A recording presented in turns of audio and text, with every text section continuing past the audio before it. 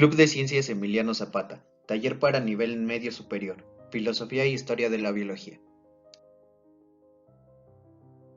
Biología, etimológicamente hablando, es una palabra compuesta. Por una parte, bio que significa vida y logos que quiere decir tratado o estudio, lo que nos refiere a que la biología es la rama de la ciencia que estudia los seres vivos. Esta palabra fue acuñada por primera vez por el médico y botánico alemán Gottfried Treviranus. El objetivo de la biología es entender las diversas formas de vida y cómo es que se relacionan entre ellas y con su medio. En términos generales, se encarga de estudiar la estructura y dinámica funcional de todos los seres vivos, con el fin de generalizar principios o leyes que ayuden a explicar los procesos biológicos. El estudio de los fenómenos naturales ha estado presente a lo largo de la historia del hombre. Los primeros filósofos en tratar a la naturaleza como centro de estudio fueron conocidos como naturalistas. Estos fueron los pioneros en el surgimiento de las ciencias modernas como la biología, química, física y geología que ayudan a explicar procesos naturales. Si bien las ciencias biológicas surgieron a partir de las ciencias naturales y la medicina, el contexto en el que se investigaba era distinto. Las primeras civilizaciones, hasta mediados del siglo XVIII, atribuían el efecto de un proceso natural acompañado de una justificación espiritual. Se reconocen tres etapas principales en la consolidación de la biología como ciencia: la etapa tradicional, la etapa evolutiva y la etapa genético-molecular. La etapa tradicional abarca desde las primeras civilizaciones hasta mediados del siglo XVIII. Considerado el creador de la clasificación de los seres vivos, o taxonomía, Carl Linné daría pauta a un ordenamiento sistematizado de los seres vivos desarrollando un sistema de nomenclatura binomial. Esta etapa se caracteriza por reconocer y describir las distintas formas de vida, lo que refleja la grandeza de un ser divino. Etapa evolutiva. Abarca de mediados del siglo XVIII a mediados del siglo XIX. Esta etapa transformista, representada por naturalistas como Lamarck, Darwin y Wallace, se caracteriza por la idea de que las especies se encuentran en constante cambio, imponiéndose la idea fijista de los siglos anteriores, además del papel del medio ambiente para el cambio en ellos. Etapa genético-molecular. Abarca desde mediados del siglo XIX hasta el presente. A partir de los escritos retomados de Mendel y el descubrimiento de la estructura del DNA por Watson y Crick, se dieron avances gigantes en el área de la genética y los mecanismos de herencia. La necesidad por relacionar y tratar de explicar lo que nos rodea es un instinto nato en el hombre. El filósofo Aristóteles, desde hace 4 siglos antes de nuestra era, describió muchas especies animales y vegetales, asignándoles una complejidad, partiendo de lo más básico a lo más complejo, llamando a esta clasificación Scala Naturae, la cual fue uno de los primeros acercamientos a una forma jerárquica de clasificar lo que nos rodea. En esta escala, la parte más básica comprendía la materia inanimada como las rocas, hasta llegar a la máxima escala del ser, que era el hombre.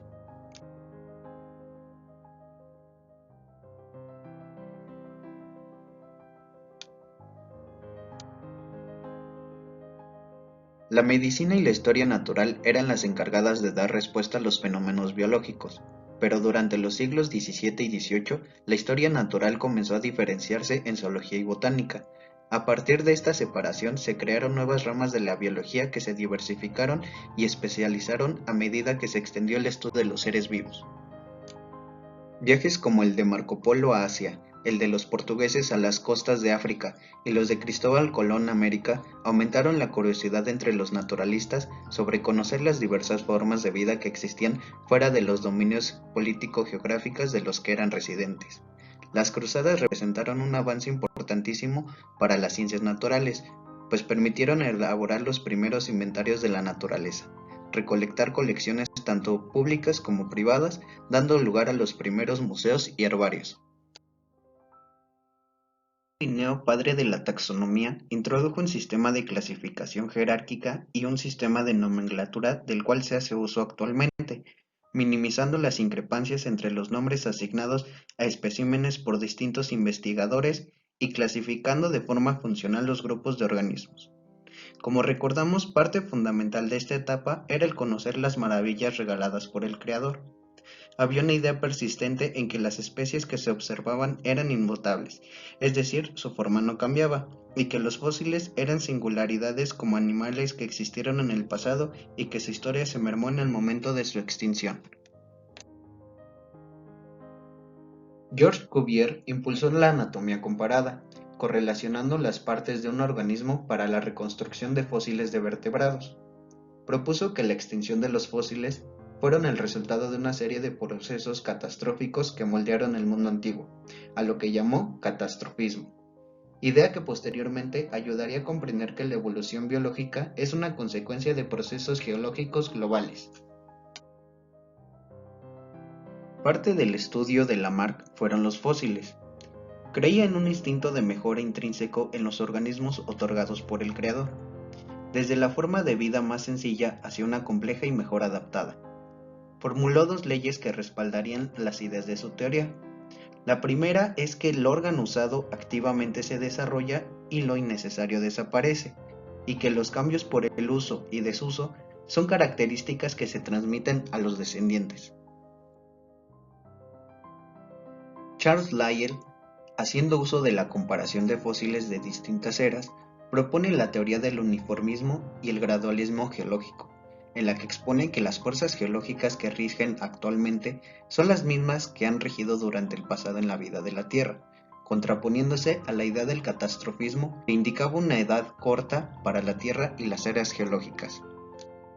La historia de la Tierra ha sido acompañada por eventos de creación y destrucción, lo que dio pauta a creer que, por lo tanto, también hubo periodos sucesivos de extinción y creación de especies por fenómenos geológicos.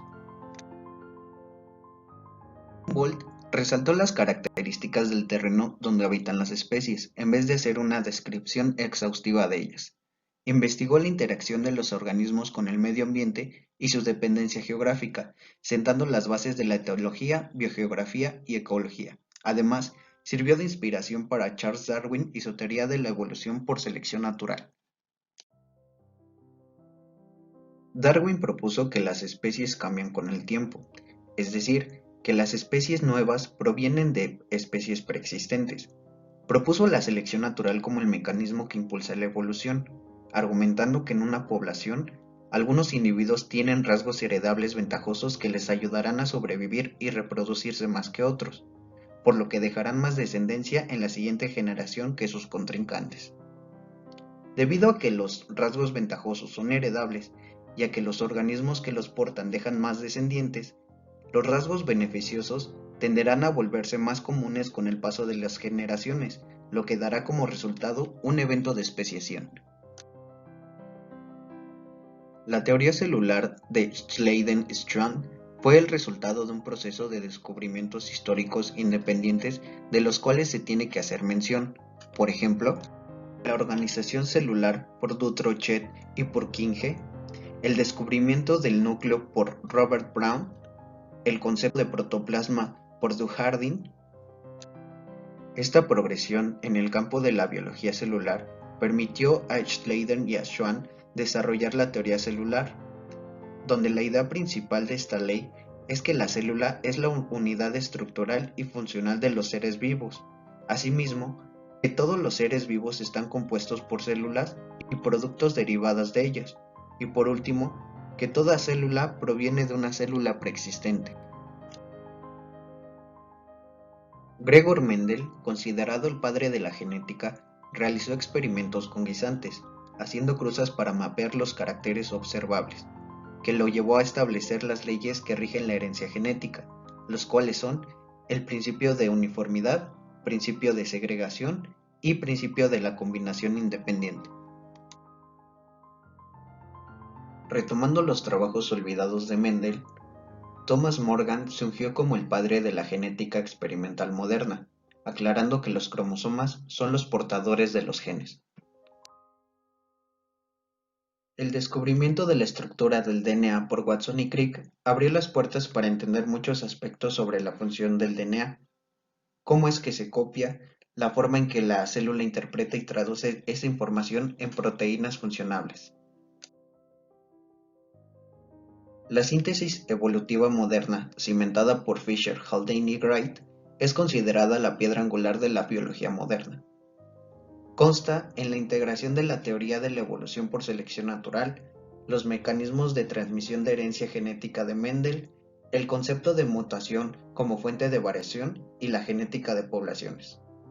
La síntesis moderna complementa la forma en que actúa la evolución, demostrando que la evolución es un cambio en la frecuencia de alelos entre las generaciones fruto de la deriva génica, el flujo genético y la selección natural. Si tienes alguna duda o comentario de los conceptos tratados en esta lección, háznoslo saber en la caja de comentarios. Con gusto responderemos tus inquietudes o manda un correo a nuestro contacto.